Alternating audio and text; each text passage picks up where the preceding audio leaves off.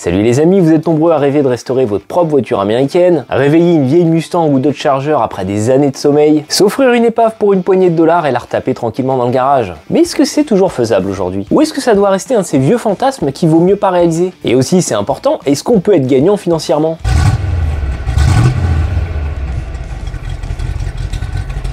S'il y a bien un fantasme qu'on est nombreux à avoir, c'est celui de retaper sa vieille américaine de A à Z. On a tous bavé devant la Plymouth Belvedere à retaper dans Christine,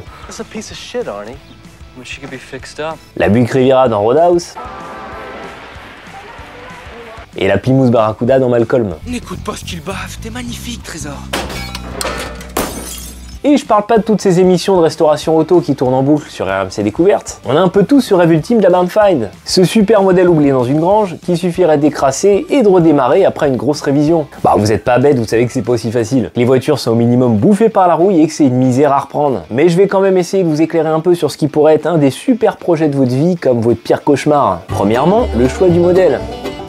La plupart du temps, quand vous souhaitez restaurer une vieille voiture américaine, c'est pas que pour le plaisir de redonner vie à une voiture abandonnée ou d'améliorer vos compétences en mécanique, mais plutôt parce que vous n'avez pas le budget pour vous offrir le même modèle roulant en bon état. Les modèles qu'on me demande le plus pour des projets de restauration, c'est évidemment les Ford Mustang première génération, mais aussi pas mal les Dodge Charger 1968-1969. Justement parce que les codes de ces modèles ont explosé ces dernières années. Celui qui pensait s'offrir une Charger 69 à peu près propre, à peu près roulante autour de 30 000 €, c'est mort, c'était les prix d'il y a 20 ans. Aujourd'hui, autour de 80 000 €, on peut trouver des beaux exemplaires, mais pas dans des configurations les plus rares et encore moins matching numbers. Souvent, tu vas te retrouver avec une Dodge Charger de base, sortie d'usine avec un V8 small block, swappé en big block, transformé en version RT, et repeinte dans une teinte sobre. Et ça pour la somme de 80 000 €. Je te laisse imaginer si t'es encore plus exigeant. Donc forcément, vu le budget à prévoir, pas mal se rabattent sur l'option j'en achète une un peu pourrie et je la retape. Et imagine même faire un bénéfice à la revente. La triste réalité, c'est que même une Charger pourrie de ces années-là se trouve rarement sous les 30 000 €. Et à ce prix-là, elle va tirer du monde. Des gens prêts à l'acheter à un prix débile, sans imaginer l'ampleur et le coût des travaux derrière. Mais ça, je vais y revenir après. Ce qui est sûr, c'est qu'avec un modèle iconique très coté, tu peux investir un peu de temps et d'argent avec au moins une chance de récupérer ton argent à l'arrivée, voire même d'en gagner davantage, étant donné la forte valeur de revente. Ça va être le cas des Dodge Charger 1968 à 1970, ou toute muscle car ou sportive mythique de la bonne époque. Ça va être aussi le cas des configurations un peu rares de Mustang, Camaro ou Corvette. Pour ces modèles, je précise configuration rare, parce que je vous apprends rien en vous disant que le marché européen est inondé de ces modèles dans les configurations les plus courantes, donc forcément les codes sont moindres, donc vaut mieux miser sur des couleurs, des finitions, des configurations un peu rares, si on veut sortir du lot. On va être aussi clair sur un truc, si beaucoup de voitures américaines cultes ont pris pas mal de codes ces dernières années, on reste quand même loin de la valeur de certains modèles européens, sans même parler de modèles très rares ou de supercars. Quand tu vois les codes de certaines Porsche ou autres allemandes anciennes ou tout juste Youngtimers, les américaines sont clairement pas les plus inaccessibles. Maintenant, si on sort des voitures américaines les plus cotées, investir 30 000 € et 3 ans de travail dans une berline populaire type Ford LTD des années 70, bah ça forcément tu le fais plus par amour du modèle que dans la perspective de gagner un peu d'argent à la revente plus tard. Un peu d'argent pourquoi pas, mais beaucoup, je suis plus sceptique. Mais ça je dissuaderais personne de le faire. Parce que parti de ce principe, on va arriver dans une espèce de sélection naturelle où au final on conserverait que les modèles qu'on estime dignes d'intérêt sur le marché de la collection. On se retrouverait qu'avec les mêmes modèles et tout ce qu'on estime pas vraiment rentable de réparer et de restaurer partirait à la casse. Pour une meilleure valeur collection et pour pas trop te casser la tête avec les références de pièces, je te conseille aussi de bien vérifier les numéros de série, numéros moteur, transmission, t'assurer que ton modèle soit le plus proche de l'origine possible. Le choix du modèle va aussi conditionner la disponibilité et prix des pièces. Si tu tapes dans les modèles américains les plus collectionnés, tu auras accès à un plus large choix de pièces d'occasion d'époque ou même de repro à des prix hyper concurrentiels. Donc globalement, pour les voitures américaines à partir des années 60, on trouve facilement toutes les pièces mécaniques courantes. Là où ça va être plus compliqué par contre, c'est quand tu vas rentrer dans les pièces plus spécifiques par modèle, tout ce qui va être des pièces de finition, des accastillages, des baguettes de chrome, des casquettes de tableau de bord ou tout ce genre de petites pièces. Là effectivement, plus tu vas taper dans les modèles les plus collectionnés et plus tu vas avoir de chances de retrouver de la repro ou de la pièce encore préservée. Dans tous les cas, essaie quand même de privilégier une voiture complète avec un maximum de pièces présentes. Si tu achètes une voiture qui est déjà démontée, dont la restauration a déjà commencé, assure-toi vraiment, fais l'inventaire de toutes les pièces pour t'assurer que derrière il faudra pas en racheter. Parce que même si tu sais où trouver toutes les pièces manquantes, déjà au moment du remontage tu vas te rendre compte qu'il en manque un corps. Oh, c'est con ça! Et puis au final tu cumules toutes ces petites pièces les unes après les autres, et puis finalement tu te retrouves à ajouter quand même un gros billet en plus par rapport à ce qui était prévu. Et ça c'est pas négligeable dans un gros chantier pareil. L'état de la voiture.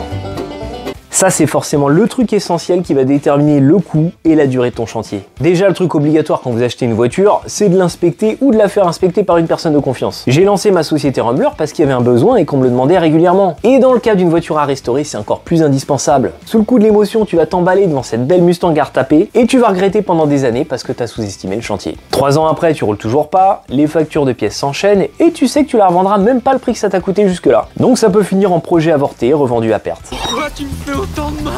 Moi-même, j'ai failli m'emballer sur des petites perles. Des modèles qui me faisaient fantasmer et que j'avais pas les moyens de m'offrir roulant, bah j'ai laissé tomber. J'ai pris le temps d'analyser la voiture de fond en comble, d'estimer le coût des pièces, le temps de main d'œuvre, pour me rendre compte que les chantiers étaient beaucoup trop longs et coûteux par rapport à ce que j'espérais. Pendant une semaine, j'étais comme un fou. Oh, je vais m'offrir ce modèle de fou.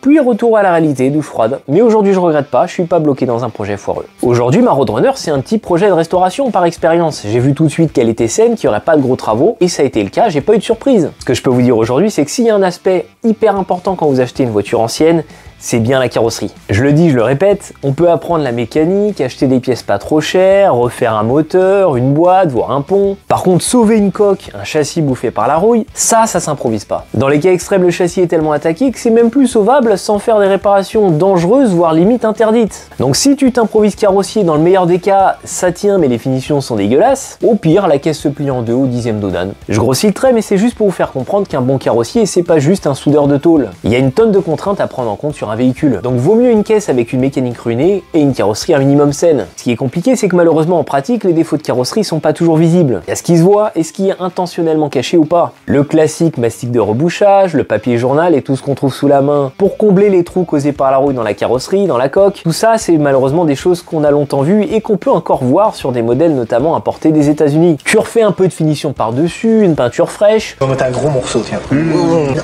Un peu de petits trous, un peu de peinture, ça se verra pas.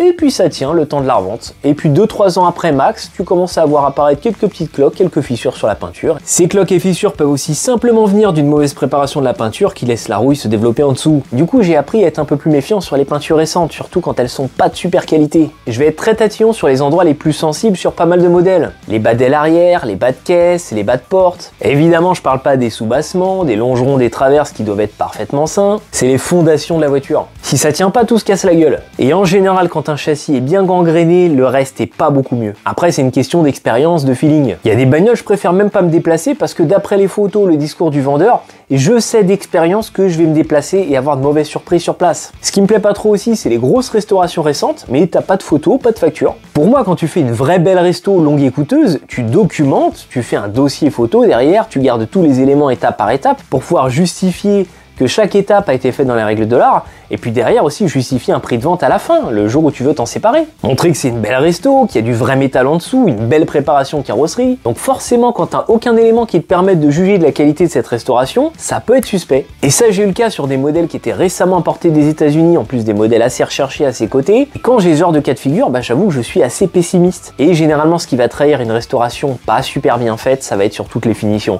Quand tu commences à voir des différences de teinte sur la peinture, de la peau d'orange par endroit, des soudures un peu grossières, 2 tonnes d'antigravillons sur les sous-bassements, des joints mal montés, des ouvrants mal alignés, des accastillages abîmés, la peinture qui déborde sur les joints, les cylindres blocs, les rotules. Tout ça laisse penser que ça a été fait un peu vite et que sur les finitions, ils ont pas voulu s'embêter. Le problème avec les voitures très cotées, genre Dodge Charger 1968-1969, c'est que tu peux être tenté par l'entre-deux, entre l'épave et la voiture roulante en très bon état. Et tu peux te retrouver avec une quasi-épave, mais roulante et à peu près présentable. Et tu vas de découverte en découverte au fur et à mesure que tu roules, la peinture se met à cloquer, se casse la gueule, t'as des pannes électriques à répétition à cause du faisceau électrique qui a été bricolé, rebricolé. Bref, des fois vaut mieux une caisse un peu pourrie avec des défauts, mais des défauts que tu vois à l'achat. Voire même carrément une voiture déjà en partie démontée, poncée, avec toute la dentelle apparente, les soudures dégueulasses bien visibles, mais des longerons sains. Mais vaut mieux ça des fois qu'une voiture en état correct roulante, mais qui est en fait pourrie et juste maquillée le temps de la revente. Méfiance aussi avec le look rusty, rats assumé. Des fois c'est artificiel et maîtrisé, mais des fois ça sert aussi à vendre des merdes rafistolées qui passeraient aucun contrôle technique. On trouve pas mal ça sur les pick-up parce qu'il y a le côté un peu brut, les petites bosses qu'on va plus accepter sur un utilitaire. Et c'est vrai qu'on peut encore trouver des pick-up sains bien conservés avec quelques petits défauts. Mais il y a encore un fossé entre ça et un pick-up mexicain rafistolé 50 fois, avec 5 couches de peinture, 30 tonnes de mastic de rebouchage et un joli traitement Raptor par-dessus ou une tente mate un peu brute pour bien cacher la bouse en dessous. Plus le véhicule est brut, moins il a connu la main de l'homme, la bidouille ces dernières années, et plus on peut se projeter dans le chantier, avoir une vraie idée de ce qu'il implique. Ensuite, on va parler de la paperasse.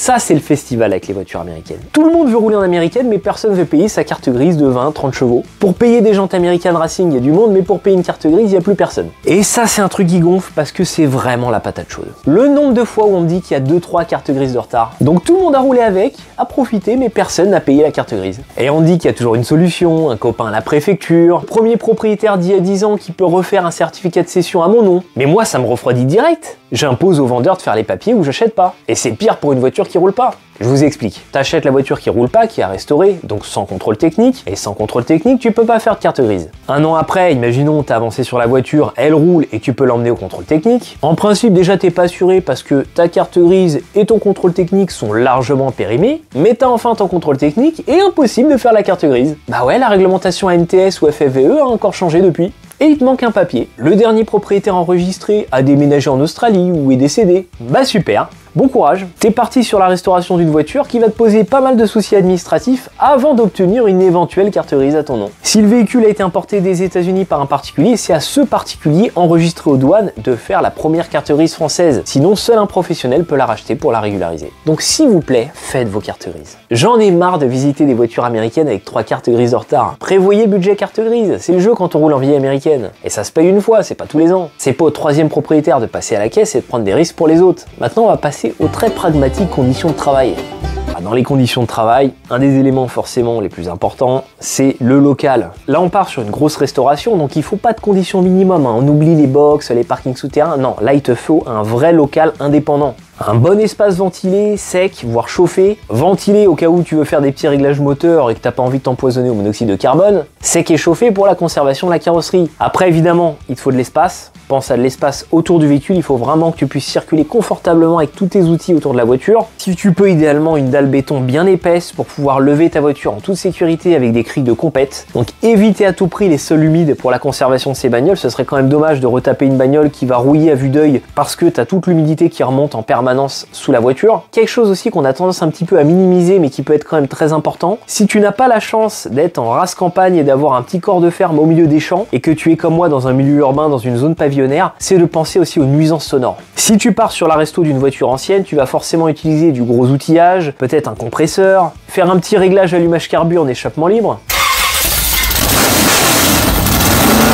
Bon, tu te doutes bien que ça peut être très vite relou pour tes voisins. Donc si tu veux te faire des tunnels, genre une semaine intensive de restauration où tu fais que ça du matin au soir, forcément tu vas être limité par les risques de nuisances sonores. Tu pourras pas démarrer ta voiture super tard, faire tes réglages, utiliser du gros outillage, passer une certaine heure. Et ça, c'est des choses à prendre en compte pour la bonne entente avec le voisinage. Donc forcément, si tu es dans une zone industrielle ou au milieu de nulle part, bah le dimanche, tu peux faire par exemple autant de bruit que tu veux. Bon, c'est un peu brouillon sur le local, mais en gros, t'as compris l'esprit. Sous-estime vraiment pas cet aspect-là parce que vu le temps que tu vas y passer, là on parle pas de petites vidanges occasionnelles, c'est quand même une grosse resto. Donc il te faut un minimum de bonnes conditions de travail si tu veux pas devenir zinzin parce que t'as pas assez de place, parce que t'es pas bien, t'as pas les bonnes conditions, que tu chopes la crève à chaque fois que tu vas bosser. Ensuite, évidemment, on a l'outillage. Il va falloir investir sérieusement si tu veux pas galérer. Ça mériterait presque une vidéo à part. Déjà au minimum, il te faut toutes les clés et douilles en taille impériale, c'est-à-dire en pouces, avec plein de rallonges de tailles différentes, un gros compresseur à air qui te servira à plein de choses avec une clé à choc, ou aussi une clé à choc portative sur batterie comme ma Ryobi qui est par exemple très bien, elle est vraiment très puissante, je suis assez étonné. L'avantage en plus avec l'outillage sur batterie, c'est que tu peux l'embarquer avec toi dans le coffre ou si tu as besoin de te dépanner. Un des meilleurs investissements que j'ai fait aussi, c'est le cric. Te contente pas du petit cric roulant Nord Auto premier prix, c'est trop léger, pas assez stable, pas assez large. Prends-toi un bon gros cric de compète, pas forcément la plus grosse marque, hein. Chez Carter Cash, j'en ai acheté un très bien, je crois pour 150 balles, mais le truc est vraiment super lourd, bien large, bien épais, et là vraiment j'ai vu la différence. Surtout quand tu veux lever le véhicule de l'avant et de l'arrière. Donc soit sur le berceau moteur, soit sur le pont à l'arrière, t'as quand même une stabilité qui n'a rien à voir. T'es bien plus rassuré avec ce matos là. Et évidemment, pareil, des bonnes chandelles de qualité qui vont avec, pour toujours assurer ta sécurité. Si t'as un pont, c'est juste le Saint Graal, hein, et tu vas te faire beaucoup d'amis. Un bon investissement que j'ai fait aussi, c'est la presse hydraulique avec des jeux de cale. Ça c'est indispensable pour un tas d'opérations, genre remplacement de cylindre bloc ou tout ce qui est pièces à rentrer en force. Et il te faudra aussi un éclairage de folie. Alors les baladeuses LED Vasi, les lampes frontales, et franchement ça c'est un des trucs qui m'a le plus casser la tête au début le manque d'éclairage. Donc vraiment, achète-toi 1 milliard de lampes sur batterie plus filaire au cas où t'as plus de batterie. La petite baladeuse Noroto filaire premier prix, oublie, c'est de la merde. Ça n'éclaire rien du tout. Tu prends un vrai truc LED costaud, tu vas voir direct la différence. De manière générale, tu l'auras compris, évite le premier prix pour l'outillage quand tu tapes la restauration d'une voiture ancienne. Ces outils pas chers sont suffisants pour une petite révision, une petite réparation sur ton Renault Scénic, mais pas pour démonter des pièces rouillées qui n'ont pas bougé depuis 50 ans. Plus la contrainte sur l'outil est forte et plus tu verras la différence sur la qualité. Tout ce qui est extracteur, clé à cliquet, tournevis. Dès que tu vas forcer comme un malade dessus, ça va vite s'abîmer puis casser. Une bonne clé dynamométrique aussi, ça j'ai pas mal vu la différence entre la clé dynamométrique premier prix avec le réglage sur le manche qui bouge quand tu commences ton serrage versus là je crois que c'est une Case Tools que j'ai acheté